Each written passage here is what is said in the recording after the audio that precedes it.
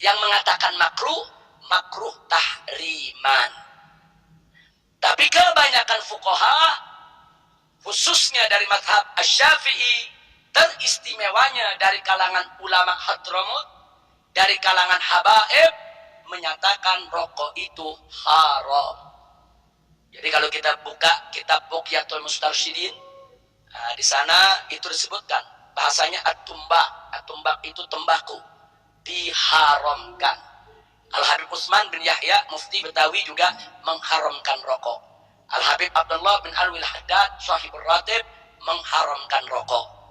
Ulama-ulama habaib yang fuqaha, yang ahli fikih, saudara, saya tidak dapatkan yang menghalalkan rokok.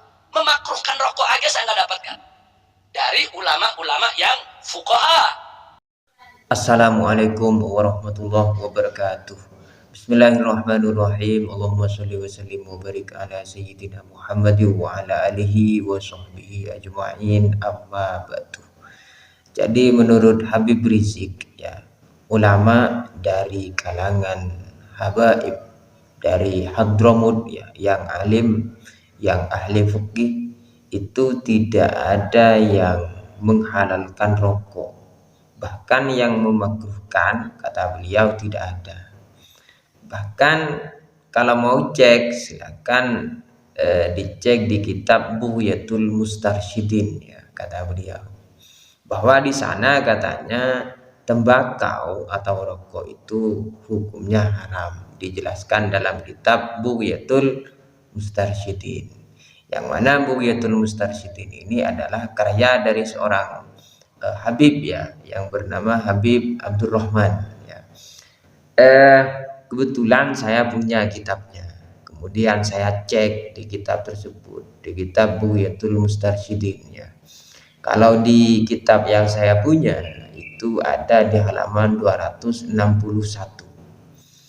Ternyata di sana dikatakan bahwa terkait dengan hukum rokok ini ada perbedaan pendapat di kalangan ulama, ya. Ini di kitab habaib itu sendiri, ya, ini di kitab Ba'alawi itu sendiri, bahwa hukum rokok itu ada perbedaan pendapat di kalangan ulama.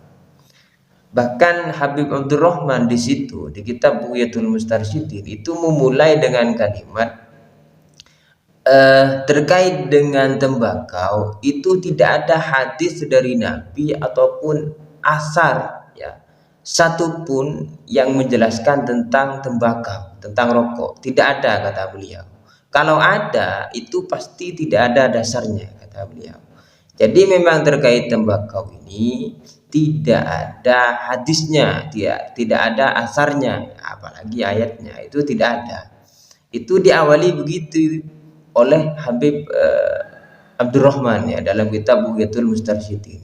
Kemudian beliau menjelaskan tentang perbedaan-perbedaan hukum terkait dengan rokok, bahwa kata beliau rokok itu bisa haram jika memang ada nyata-nyata rokok itu dapat membahayakan akal ataupun badan, ya.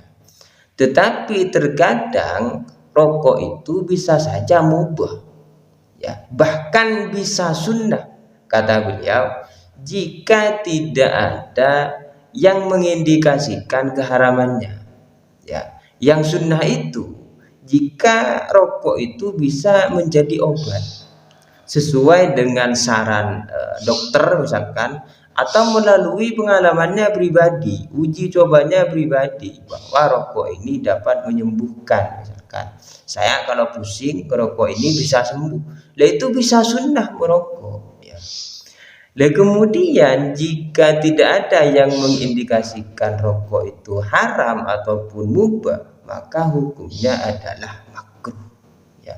Itu penjelasan yang ada di dalam kitab Bughyatul Mustarsyidin, karya dari seorang Ba'alawi, seorang Habib Abdurrahman, di halaman 261 kalau di kitab saya, ya.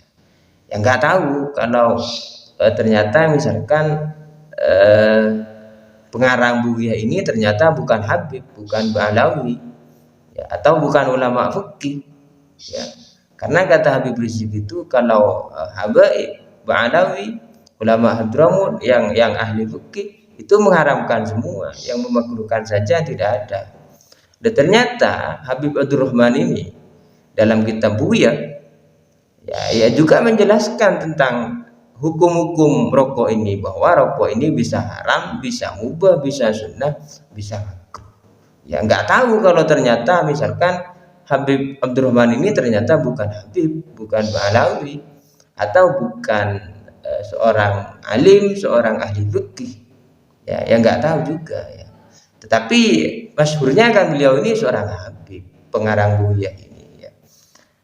Ya wallahu a'lam. Assalamualaikum warahmatullahi wabarakatuh.